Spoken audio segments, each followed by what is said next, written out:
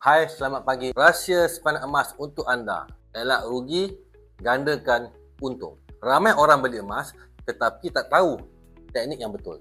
Akhirnya terjual dalam waktu yang rugi. Jangan jadi macam tu.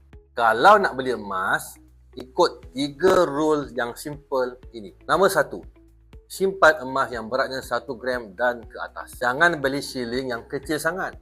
Susah nak dapat harga yang tinggi apabila kita nak jual semula nanti. Nombor 2, elakkan jual emas kalau harga belum naik sekitar 15%. Emas ni game dia jangka panjang.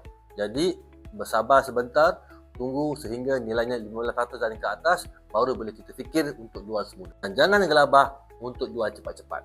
Sabar.